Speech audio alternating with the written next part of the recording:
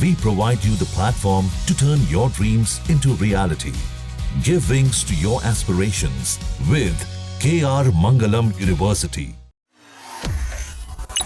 राष्ट्रपति की शक्तियों का मामला इस वक्त चर्चा का विषय बना हुआ है। क्या राष्ट्रपति के लिए विधेयक पारित करने की समय सीमा तय हो सकती है? इसी सवाल को लेकर लगातार चर्चा हो रही है। इस सवाल की गूंज सुप्रीम कोर्ट में भी सुनाई दी, क्योंकि राष्ट्रपति ने सीधा सुप्रीम कोर्ट से ही सवाल पूछ लिया। राष्ट्रपति द्वारा अनुच्छेद 143 के तहत भेजे गए रेफरेंस मामले पर सुप्रीम कोर्ट में बड़ी सुनवाई हुई और सुप्रीम कोर्ट ने सीधा केंद्र सरकार से लेकर राज्य सरकारों को नोटिस जारी कर दिया।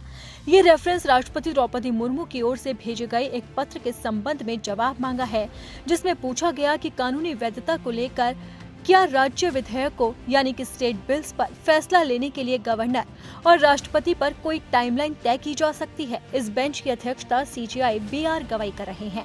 संविधान पीठ ने कहा कि राष्ट्रपति द्रौपदी मुर्मू का सवाल है कि क्या राज्यों द्वारा प्रस्तावित कानूनों की जांच करते समय राष्ट्रपति और राज्यपालों को एक समय सीमा तक सीमित किया जा सकता है।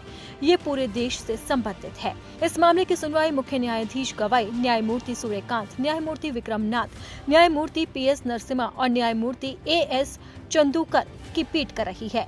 पीठ ने सभी राज्यों और केंद्र सरकार को औपचारिक नोटिस जारी कर राष्ट्रपति के संदर्भ पर उनकी प्रतिक्रियाएं मांगी। नोटिस 1 सप्ताह में वापस करने को कहा गया है। पीठ ने कहा कि वो अगले मंगलवार 29 जुलाई को फिर से बैठेगी।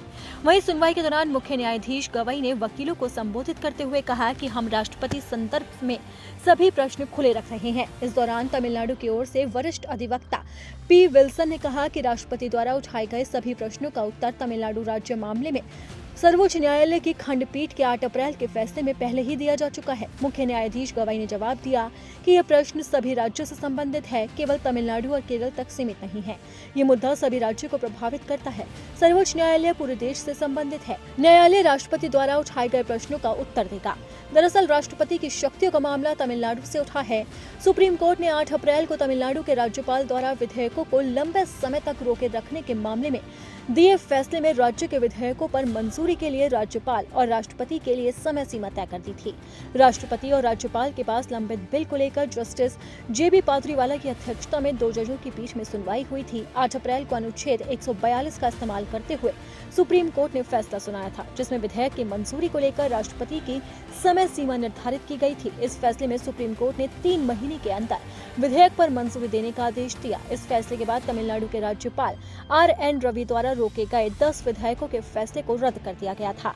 सुप्रीम कोर्ट के इसी फैसले के बाद राष्ट्रपति द्रौपदी मुर्मू ने अनुच्छेद 143 का इस्तेमाल करते हुए सुप्रीम कोर्ट से ही सवाल पूछ लिए।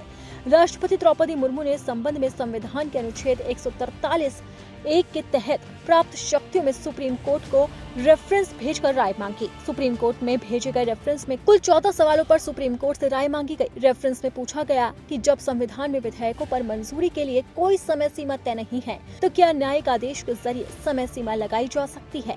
और इन्हीं सवालों को लेकर अब सुप्रीम कोर्ट में लगातार सुनवाई हो रही है, जिस पर सुप्रीम कोर्ट ने अब मोदी सरकार और राज्य सरकारों को नोटिस भेज दिया है।